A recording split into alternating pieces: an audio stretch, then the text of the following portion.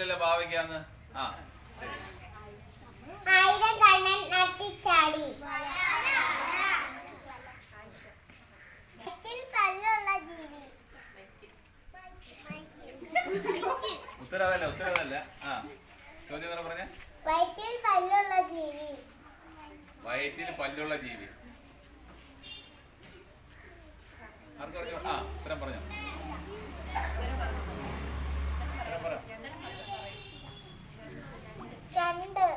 ഞണ്ട്. ആ ഓരോ ഉത്തരം പറഞ്ഞതോടെ അല്ലേ? പൂജ കണ്ടുപിടിച്ച രാജ്യം. ആ കിസാണ്. പൂജ്യം കണ്ടുപിടിച്ച രാജ്യക്കാർ. ഐസ്ക്രീം കണ്ടുപിടിച്ച രാജ്യം. ആ അടിപൊളിയാണ്. ഐസ്ക്രീം കണ്ടുപിടിച്ച രാജ്യം. ആ പറഞ്ഞോ. ചൈന. ചൈന. ഏതാ?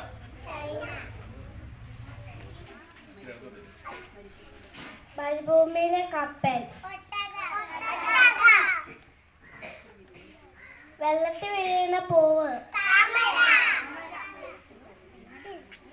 വെള്ളത്തിനും കരയിലും ജീവിക്കുന്ന ജീവി.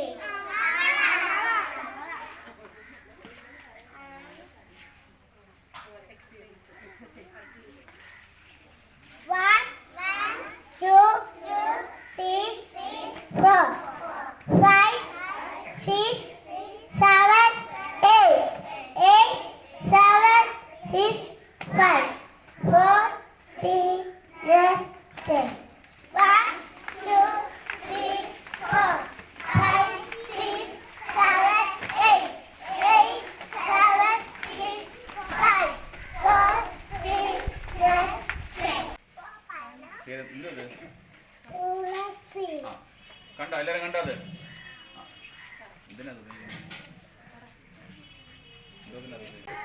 ആ എങ്ങനെ ഉണ്ടായിരുന്നു?